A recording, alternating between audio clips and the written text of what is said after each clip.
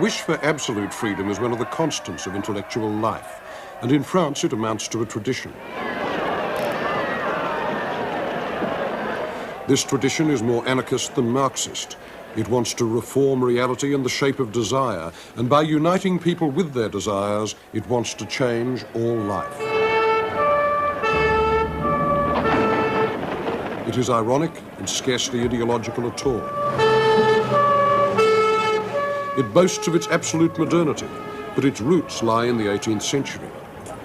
It seeks spontaneity, but it's doomed to failure when it runs up against the real world. Its enemies are priest, cop, bureaucrat, boss, and censor. But it's too highbrow to have a broad base. It breathes the air of privilege and is self-indulgent. Generally, workers don't like it, and socialists reject it as impractical, which it is. It is the product of young, middle-class people fed up with their own assigned social role.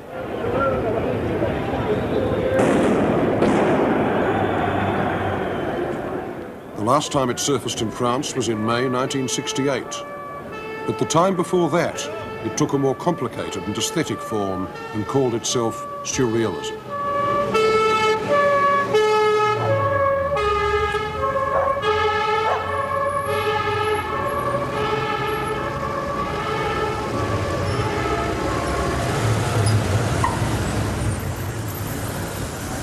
Of all the art movements of our century, surrealism was the one most concerned with the question, how shall I be free? Now, many works of art are metaphors of freedom. They show us the free play of the mind and the senses, and they're models of choice. But surrealism aspired to be the instrument of liberty. It wanted to set people free, to save them, in the way that revolutionaries and evangelists promise salvation through an act of faith.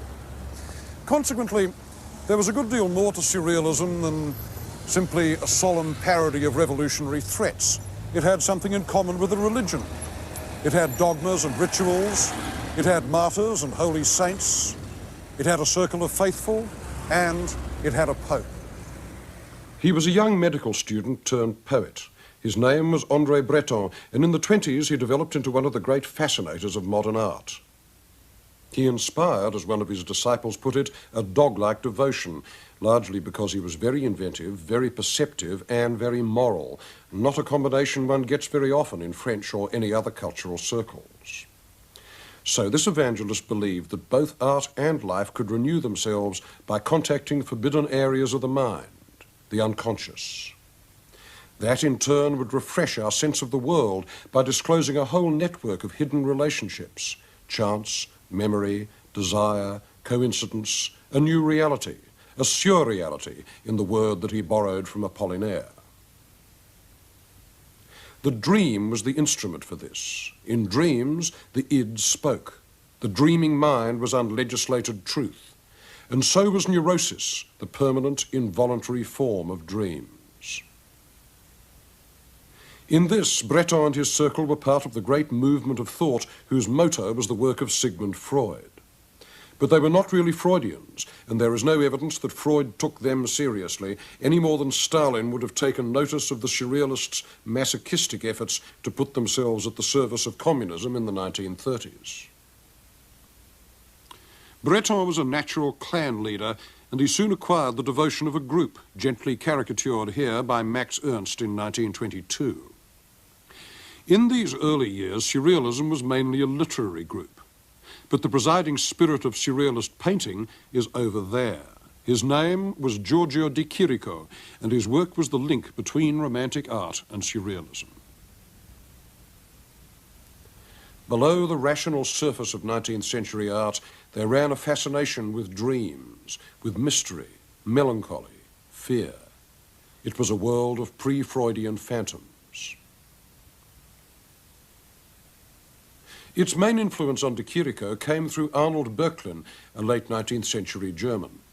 Böcklin specialized in images of death and melancholy set among the ruins and the sea coasts of Italy.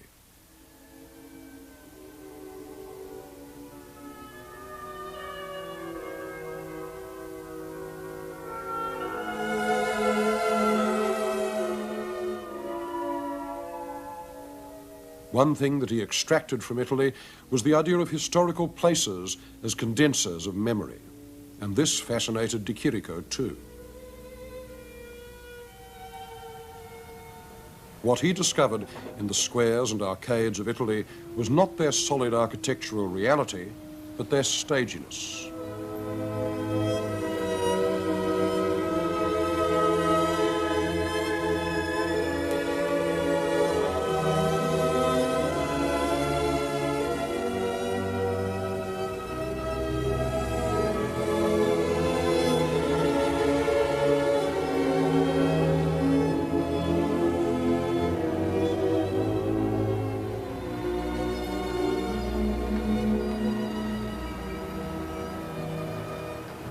De Chirico was 23 and on his way from Florence to Paris in 1911 when he stopped off for a few days here in Turin, the city that afforded him more images than any other, with its bronze paternal monuments and its vast melancholy 19th century squares, grandiose and provincial, and to him, extraordinarily new.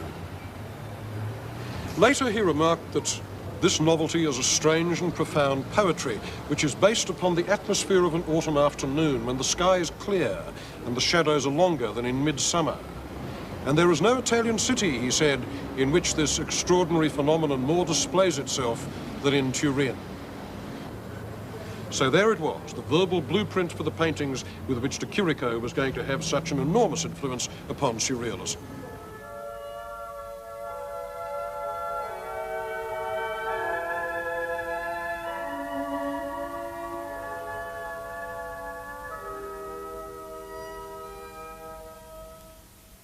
As theatre replaces life, so nostalgia replaces history. And its emblems are the sunlit square, the tiny dark figures, the tower, the stopped clock, and the tray.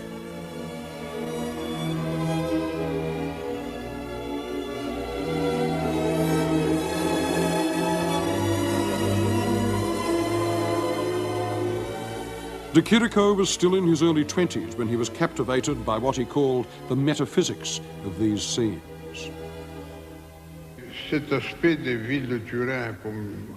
The special quality about the city of Turin which Nietzsche talks about revealed a spiritual phenomenon to me which I didn't know about before. I understood, in fact, that what he saw in Turin, especially in its arcades, was something deeply poetic. I realized the value of this discovery of Nietzsche's.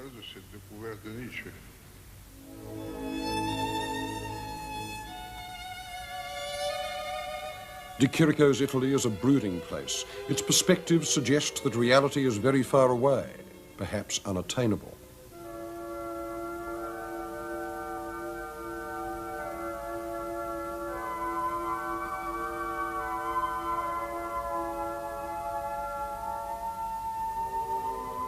Human society has ceased to exist. The main figures in his squares are statues.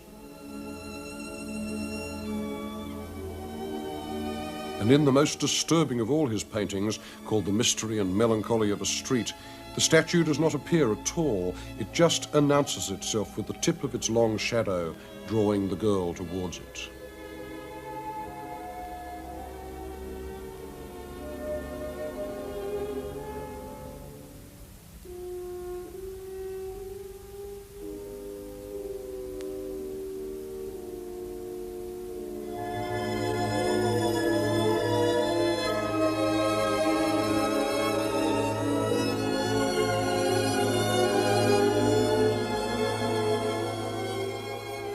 His favourite image became the mannequin, neither a man nor a sculpture, halfway between, a sketch for a man made up of tools and mementos, parts and emblems, a metaphor of fragmented modernist consciousness.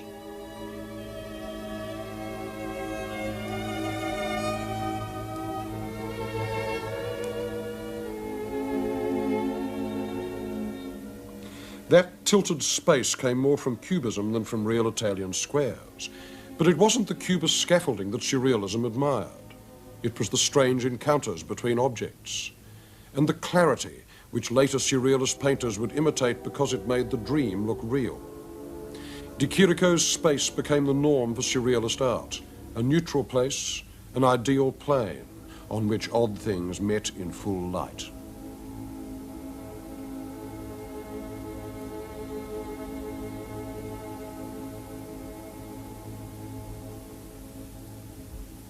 The root of this idea lay in the work of Isidore Ducasse, who wrote, under the name of the Comte de Lautréamont, a long, unreadable prose poem called The Songs of Maldoror. It contained the phrase, beautiful as the encounter of a sewing machine and an umbrella on an operating table. This summed up the surrealist ideal of beauty, a beauty of strangeness, of incompatibility and secret correspondences, which was the beauty of de Chirico's pre-war paintings.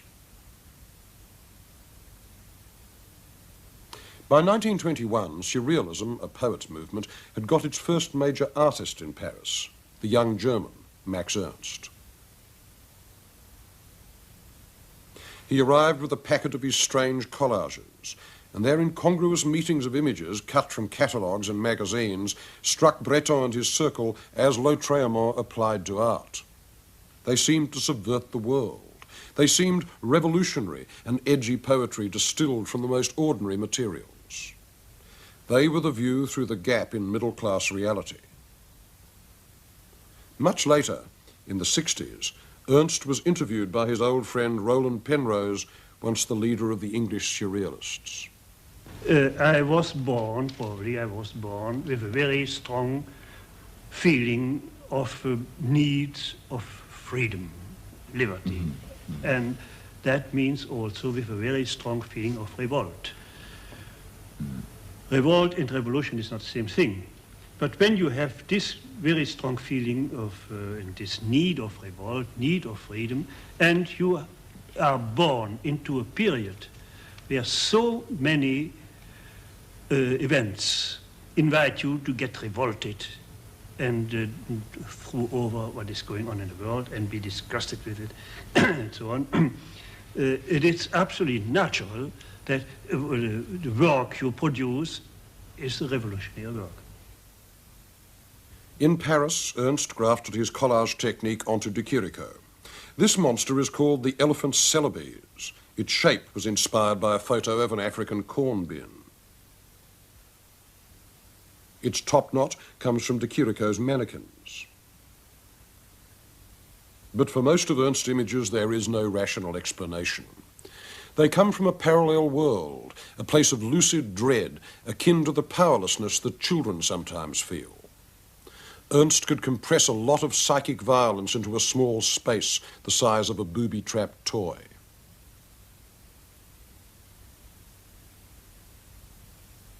One of the surrealists' favourite ways of evoking what they called the marvellous was by chance association, like seeing faces in the fire. Our minds prefer order to chaos, and so we read coherent images into random sights. The fact that these images are not willed but spontaneous was what interested Ernst and his friends. How could one set up meetings with the unexpected? In 1925, Ernst found a way. He made crayon rubbings from wood grain or stone, and then he altered them to isolate the images they suggested, and he called these drawings his natural history.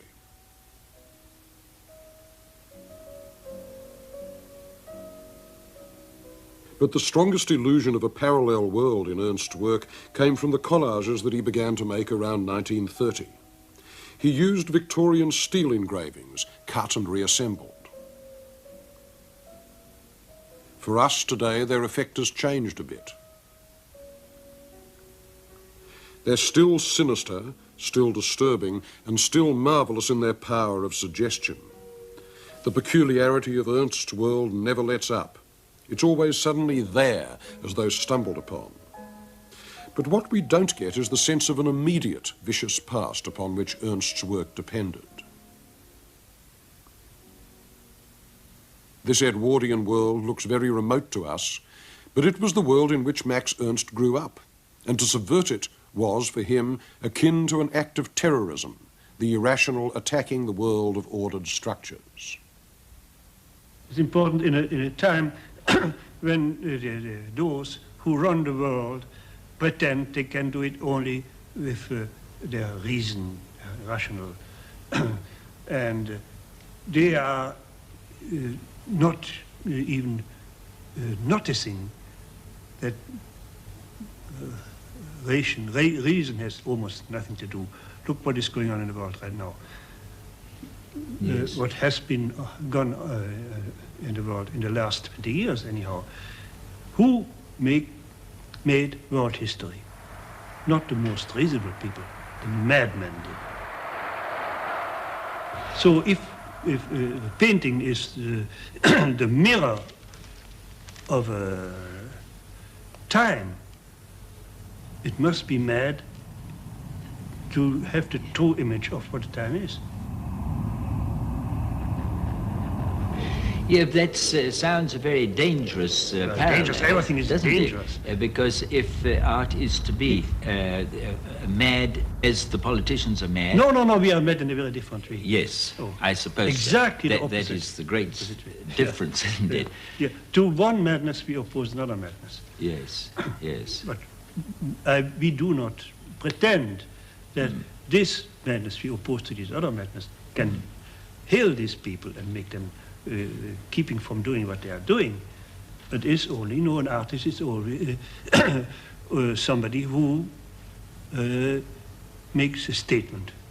Yes, so the irrational in art is an absolutely essential ingredient, do you think? It's essential. Irrationality has no given form, and in their pursuit of it, the surrealists had to mimic the conventions of art in which it appeared. There was, for instance, the art of children. Now, children have always drawn and painted, but not until the 18th century did child art seem a special cultural form with something to tell us about the growth and the life of the mind. The surrealists passionately believed that it was. They believed in the innocent eye, since young kids were not repressed as their parents are. Madness was another culture in itself. To the surrealists, it was the highest form of revolt, the mind's big no to an intolerable world. The poet Paul Éluard, who knew nothing about the sufferings of mental patients who made paintings like these, praised mental illness as the earthly paradise. And he added that we who love the insane know that they refuse to be cured. The first clinical studies of mad people's art were beginning to appear in France in the 20s. To the surrealists, they were a fertile source, images that were truly obsessive, spontaneous, and not censored by the conscious mind. The third source of the irrational was primitive art, the work of self-taught men and women, the Sunday painters, the amateurs and hobbyists.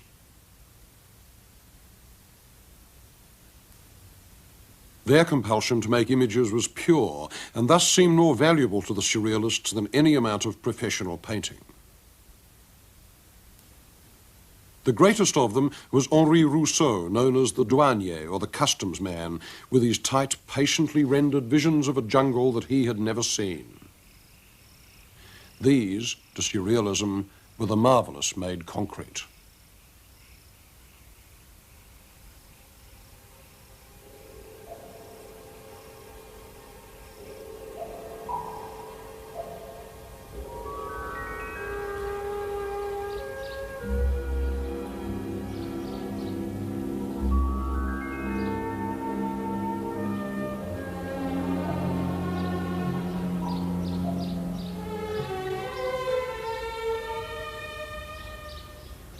In 1879, a French country postman in the village of Hauterive picked up a stone. He was then 43 years old and his name was Joseph Ferdinand Cheval. He had absolutely no training as an architect, but he did have a very strong sense of immortality, and for the next 33 years he laboured incessantly here in his own backyard, 93,000 working hours by his own count, to construct this.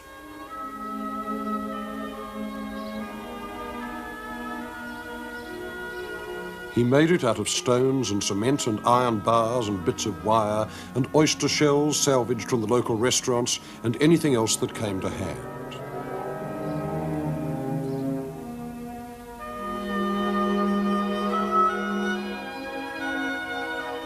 It was his ideal palace, his testament to the future.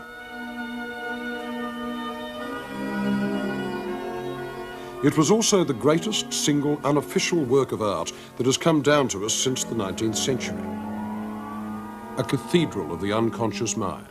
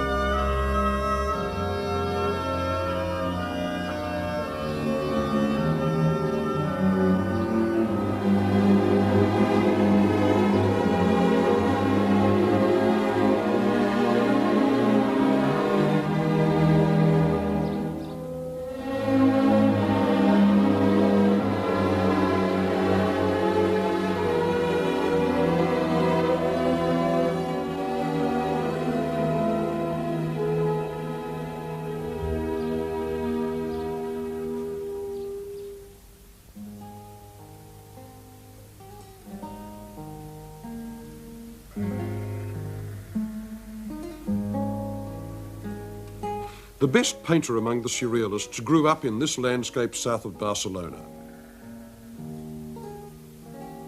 His name was Joan Miró, and he has outlived most of his fellow artists. In a sense, Miró didn't join the movement. Surrealism joined him. It needed his art, a free lyrical mixture of folk tales, eroticism, sardonic humour and absurdity. As a young man before 1920, one sees him becoming a modern painter. First, the bright Mediterranean colour derived from Matisse. And then looking to Cubism for the geometry. At this stage, his art is a vision of detail, like a biblical counting of blessings, the folds of ploughed earth, the sharp edges of barn and house. The creatures are laid out flat and bright, one by one, as in one of the Romanesque frescoes of northern Spain.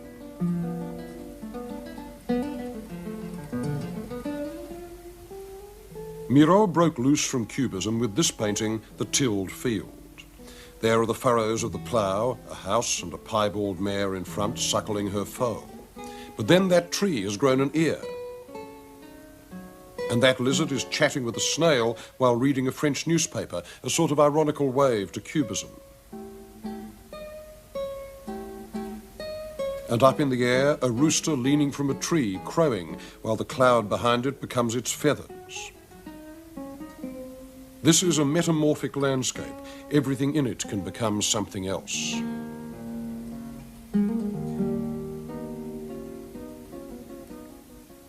In this image, a child is feeding at the breast. In the 20s, with such works as Maternity, Miró became the modern heir to the medieval illuminators, to the Romanesque sculptors with their bestiaries and demons, and to Hieronymus Bosch himself. 100 years before, William Blake had urged his readers to seek those images that constitute the wild, the lion and the virgin, the harlot and the child. Which is what Miró did for us in paintings like the Harlequin's Carnival. He had the range of a man who owns all his sensations and is ashamed of none of them. And he set forth his immense vitality with a diction of pure, flat colour that almost no other modern artist except Matisse had used with such mastery. In the twilight of his work, Miró is probably the last great national painter of the 20th century, a Catalan to the fingertips. And nobody is more certain of that than the people of Barcelona. For their city had a much deeper connection with Surrealism than the Miró mosaic in its main street, and it goes back to the turn of the century, when Barcelona was a cultural capital. Art Nouveau, the luxury style of 1900, still marks Barcelona deeper than any other city. Its master was a Catalan architect named Antoni Gaudí, who was still at work when Miró was a young man. But Gaudí's main work was only just begun when he died in 1927. This is the unfinished temple, the Sagrada Familia, or Cathedral of the Holy Family. He started it in 1903, and it's still going up, but very slowly. Probably they'll never finish it, but in any case, this is the last delirious monument of Catholic Spain. In this case, you can say that form really does follow function. Sliding, rippling, dissolving, reforming, changing colour, juicy architecture, soft architecture, the architecture of ecstasy.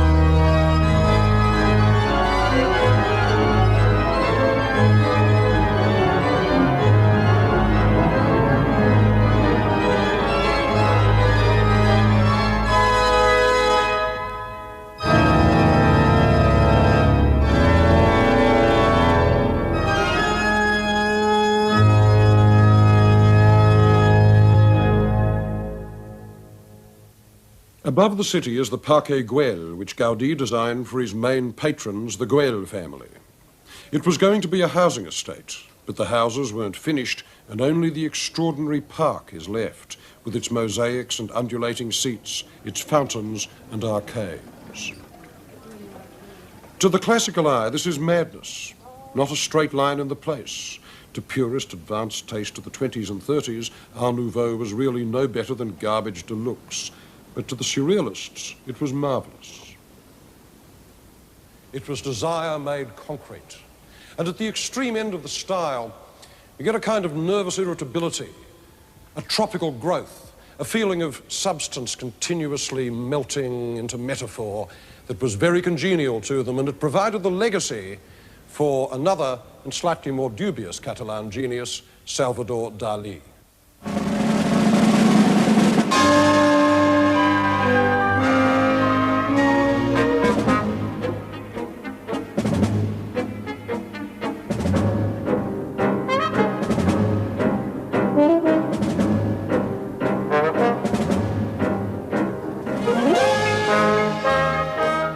For almost 40 years, Dalí has been one of the two most famous painters alive.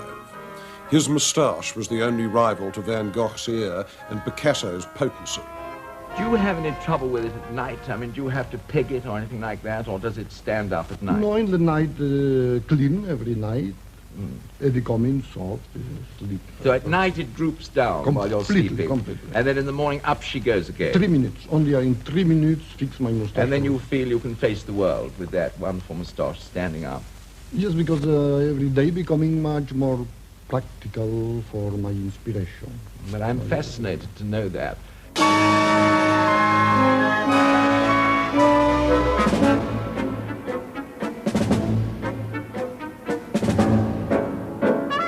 He has also been a great embarrassment with the political views of Torquemada, the greed of a barracuda, and the vanity of an old drag queen. Everybody talk about eccentricity. It's a little true, but I'm total and absolutely paradoxical man. Yeah, it's true, I'm eccentric, but in the same time, I'm concentric. Eccentric and concentric. He started tamely enough as an art student in Madrid in the early 20s. But around 1925, he discovered what realism could do. It could subvert one's sense of reality. Instead of a modernist surface, Dalí went in for what he called all the most paralyzing tricks of eye-fooling: photographic accuracy, masses of detail, and smooth paint. To this he added what he called his paranoid critical method. Basically, this meant looking at one thing and seeing another, as these figures make up a face.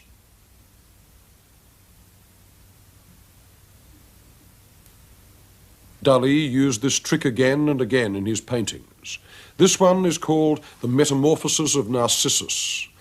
There he squats on the left, head on his knee, staring at his reflection in the pool, and the giant hand on the right, holding an egg from which a narcissus sprouts, exactly mimics his body. Dali's own considerable narcissism produced many self-portraits, some quite open, like this. Others were concealed, as in this painting called The Great Masturbator. A grasshopper clings to the soft yellow shape, which is Dali's profile, boned, as it were, and laid nose down on its side. And that same profile, by now as runny as wax, turns up on the beach in his most famous image, The Persistence of Memory. Dali had a brilliant sense of provocation. He even managed to alarm Breton with this one and provoke a solemn argument among his fellow surrealists upon whether a pair of pants spattered with feces was an acceptable dream image or not. Like a gland irritated by constant scratching, his mind threw off many such images before the end of the 30s, when they began to get rather tedious and predictable, and most of them had to do with sex, blood, dung and putrefaction mixed with declarations of impotence and guilt. For Dali loved anything that spoke of flaccidity, runny cheese, flesh held up by crutches, soft watches. Dali inherited a lot from Spanish religious art, an almost paralyzing morbidity about flesh. It is phosphorescent, always on the point of dissolution and rot. In Dali there is no such thing as the confident body of classicism, but there is no spiritual transcendence either. He locked himself up in the prison of the narcissistic self and then threw away the key. Eventually the dreams weren't real at all. Just Dali being Dali, the Nickelodeon of the id. He had not reached his 40th birthday when Sigmund Freud had the last word on him. "It is not the unconscious that I seek in your pictures," he wrote, "but the conscious. Your mystery is manifested outright. The picture is only a mechanism to reveal it." So there he is, not great enough for marble, but just right for wax.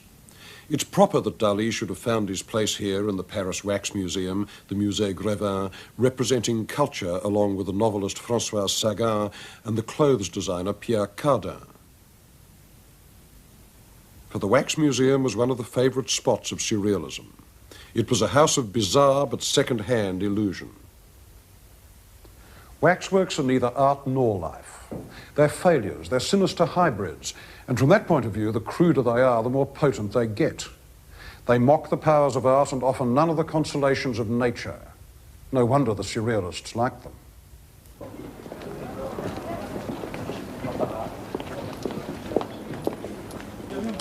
Except as a backdrop, landscape was of no interest to surrealism. They probably found it disagreeably bucolic. It was a city movement, made by pale, aggressive young eggheads whose natural lair was the cafe and whose essential city was Paris. In fact, it's impossible to imagine surrealism without Paris. And their equivalent to the endless variety of nature was the endless profusion of baffling objects which washed up here in the flea market. Of course, that was in the good old days before they started calling junk antiques, but even so, you never knew what you might find here. The flea market was like the unconscious mind of capitalism. It contained the repressed surplus.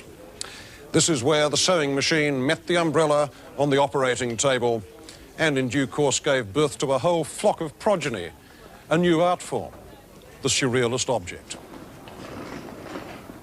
The object was collage in 3 dimensions. The surrealists thought that it made secret affinities visible. It was a way of declassifying the world and rendering it permeable to imagination. A head with the eyes closed with zippers became Marcel Jean's quietly sadistic image, the spirit of the gardenia. Victor Brauner made a wolf table. Dali made a whole compendium of his fetishes. Wolfgang Paalen called this articulated cloud, the source of rain and the protection against it fused into one image. And Meret Oppenheim produced the most famous and contradictory surrealist object of all, her fur cup and spoon, the very essence of uselessness. One particularly good object maker was the American photographer Man Ray, a veteran of Dadaism. An object is a result of looking at something which in itself has no quality or charm. I pick something which in itself has no meaning at all. I disregard completely the aesthetic quality of the object. I'm against craftsmanship. I say the world is full of wonderful craftsmen, but there are very few practical dreamers. In the early days in Paris, when I first came over, and I passed by a hardware shop and I saw a flat iron in the window, I said, there's an object which is almost invisible. Maybe I could do something with that. What could I do? Is to add something in it that was provocative. So I got a box of tacks. I glued on a row of tacks to it to make it useless, as I thought. But nothing is really useless. You can always find a useless, even for the most extravagant object. The iron, entitled Gift, was pure malice. This one he called Object to be Destroyed.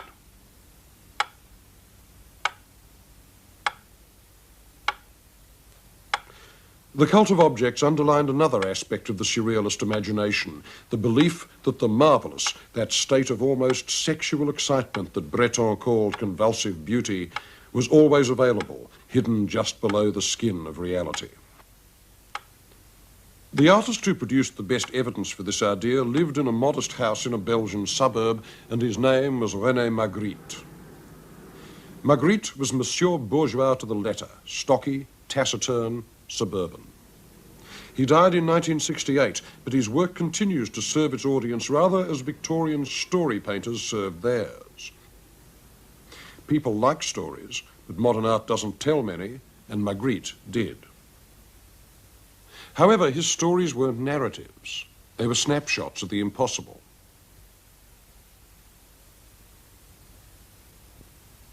In 1923, the architect Le Corbusier put this photo in his tract on the new machine architecture as an example of plain, rational design, a pipe.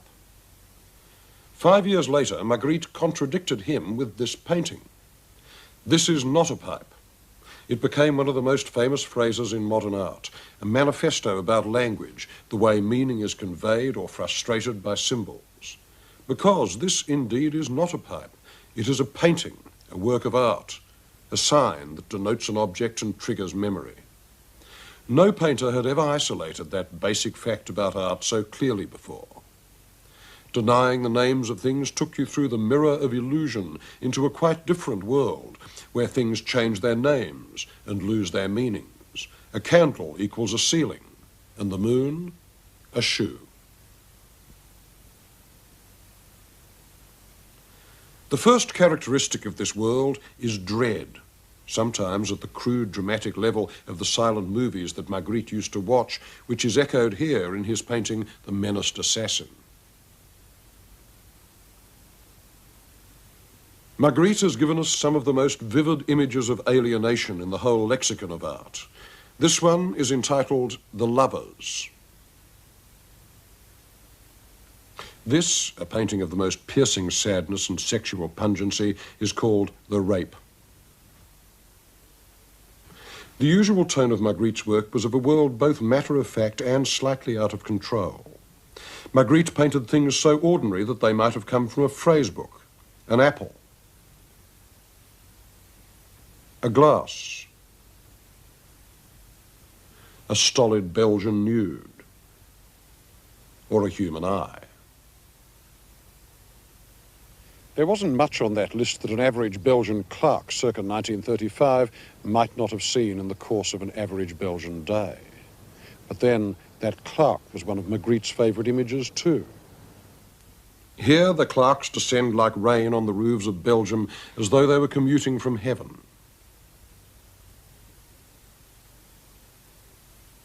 In a painting, you have a canvas on an easel in front of a view. The canvas bears a picture of the view. This picture exactly overlaps the real view. And so the play between image and reality suggests that the real world is only a construction of mind, and that somewhere among the infinite number of ways of experiencing that world, there is one ideal angle from which art and reality overlap, match, and fuse. That is the moment of surrealist vision. Magritte's best images don't look like fantasy. They're dry, tightly painted, matter-of-fact, and even pedestrian. They seem to have more in common with reporting than with imagination.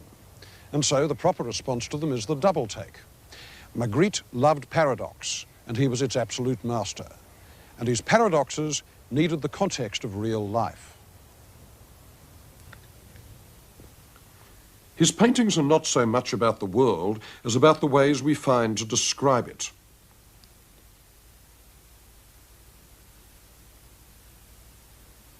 Magritte was obsessed by the weak hold that language has on what it describes.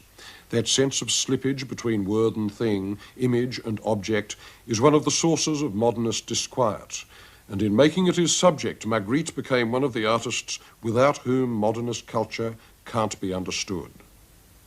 His visual booby traps go off again and again because their trigger is thought itself.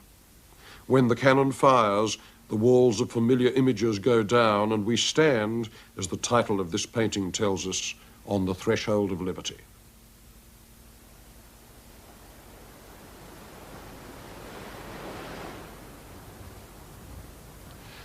The Surrealists had no heroes among politicians, dead or alive, but they did have a gallery of saints, of men and women who were considered to have lived out the ideals of the movement before its time. And of these, the greatest was the Marquis de Sade, whose castle here at La Coste in Provence was considered one of the sacred sites of the Surrealist movement. The Divine Marquis was the one 18th century man whom the Surrealists respected, because it was he who had preached the supremacy of desire, and it was he who had shown, what has become a commonplace in our century, that in order to establish the rule of reason, the imagination must be censored and repressed. Sade was the first writer to understand the relationship between sex and politics. He did most of his writing in prison, which is a good place for thinking about the unthinkable. He became the unspeakable answer to Rousseau and his milky doctrine of the natural goodness of man when left in a state of nature. Not so, said Sade. We don't know what our natures are, and moreover we can't find out what they are unless we follow our desires to the absolute limit, no matter how appalling the disclosures may be. Sade was a blasphemer, an atheist, and a traitor to his class, the aristocracy. No wonder, then, that he had such an appeal to the Surrealists, who were also atheists, blasphemers, and traitors to their class, the bourgeoisie. The Surrealists' tributes to Sade, like this proposed monument to him by Man Ray, often had a blasphemous tone, which may seem a little dated today.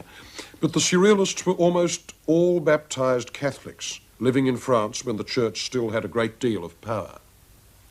The best crack was by Max Ernst, the Virgin Mary spanking the infant Jesus, watched by the three wise men, Éluard, Breton, and Ernst himself.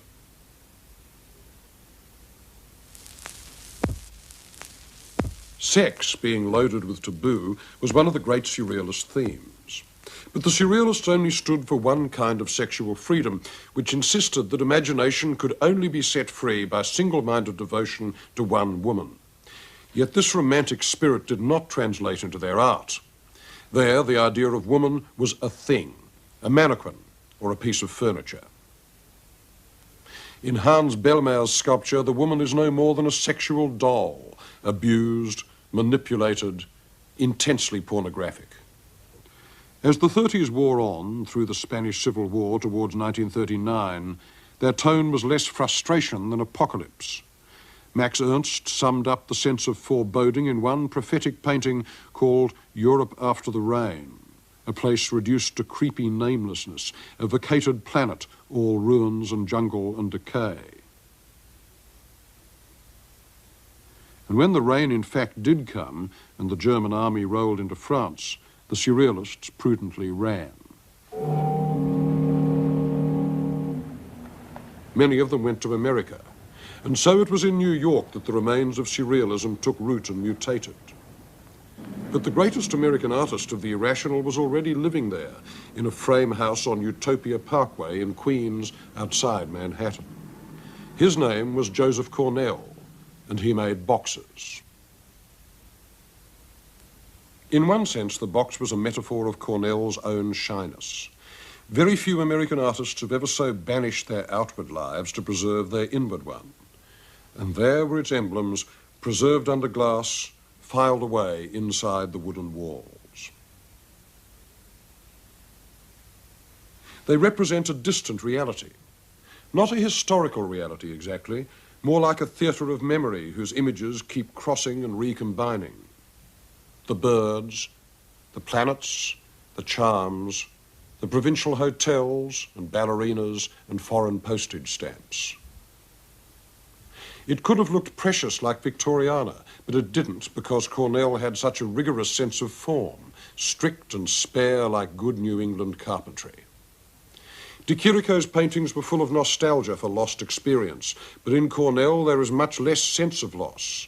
Everything is there and possessed, as memories are in the mind.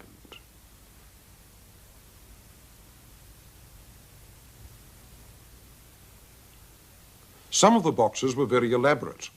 This one he called the Egypt of Mademoiselle Cléo de Merode.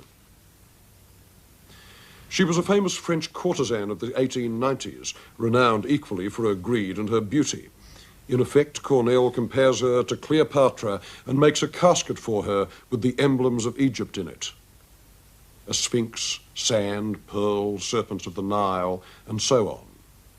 Cornell was already a developed artist, though unknown, before the Surrealists came to America.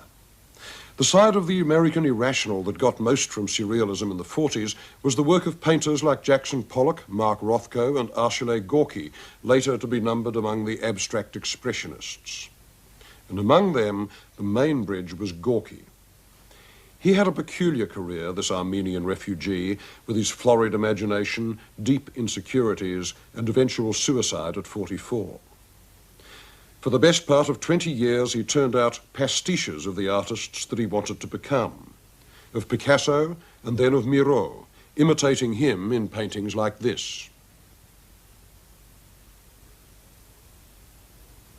And then, quite suddenly, Gorky found himself. The spidery, fluent line that he had got from Miro began to describe landscapes of not quite abstract form, shapes like flower stems, tendons, sexual organs, livers, and feathers. The canvas pulsates. It's filled with a kind of glowing, sweaty, pre-conscious life. It looks into the body and not out from it. A great issue among the New York painters was myth. Like the Surrealists, they felt rational civilization had let them down. They wanted painting to return its audience to what they imagined was primitive reality, to art as a magical sign. And so Jackson Pollock, in the years before he began to drip paint directly on the canvas, used these charged, meaty squiggles of paint to translate the shapes of Southwest Indian art, of rock pictographs and sand paintings, into images like this one, The Key, done in 1946. Or Male and Female, painted 4 years before. Painting accumulated resonance by appealing to myth.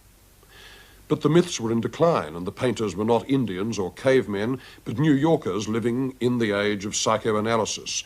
They were like religious artists without a context, and like the Surrealists, they concluded that the only unpolluted areas left to the modern imagination were the unconscious and the distant past. With their tiny audience and their exalted sense of the artist's role, American painters like Mark Rothko, or here Hans Hofmann in the 1940s, were the last romantics, the last artists to paint as though art had the power to change the objective conditions of life. For them, the Surrealist ideal still held true, although there was no chance that it would come true. And no promised liberation of the mind could compare to the real liberation of Europe in 1945. The fact that so many of the Surrealists had gone to America guaranteed that Surrealism would be a dead issue in France after the war was won. After all, they had run away, and they could no longer command the respect earned by writers like Jean-Paul Sartre and Albert Camus, who had stayed and resisted. So as a movement, surrealism faded, and its absorption into chic, which had begun in the late 30s, became almost complete. The movement that had hoped to reshape the mind of Western man ended by advertising booze and cigarettes.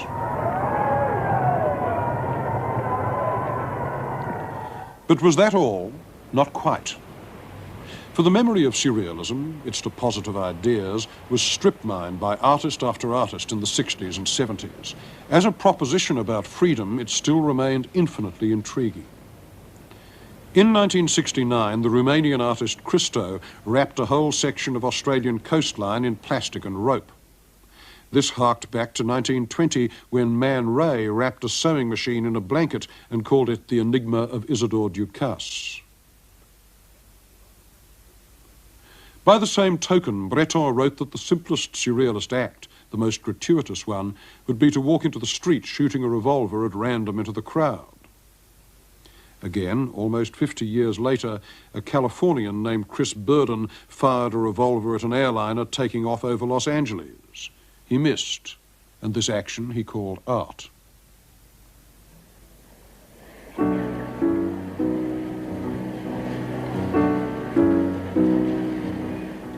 It is surprising when you look back on the 60s to see how much of their cultural surface was affected by surrealism. A lot of the time, the kids who were enacting their pantomimes of desire and revolt didn't know this. There was the illusion that the world was being born again, the innocence renewed, the old contracts torn up in a new way. And the key to this was simply being yourself, whatever that self might be. From love-ins to the living theatre to the caterwaulings of stone poets, the word went out that art is me, me, me. Art is anything made by anyone called an artist. Quite so, but the question that such art begs is the same question that a lot of surrealist activity also skimped. Is the self, that great sacred cow of our culture, automatically interesting?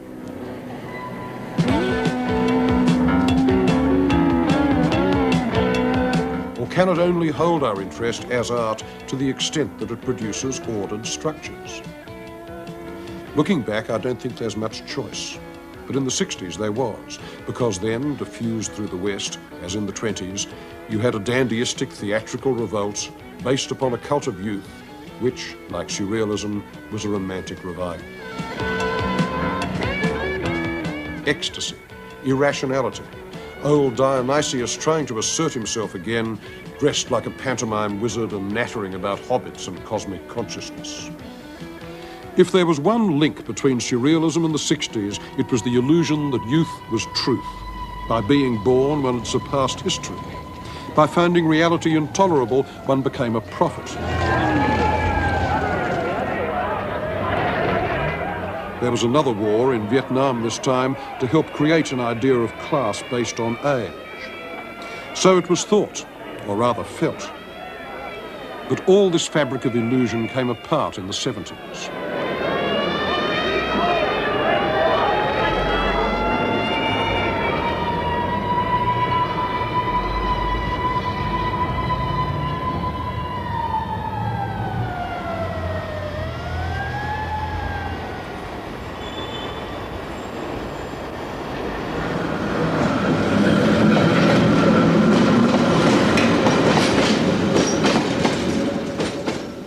So what remains of surrealism? Not much.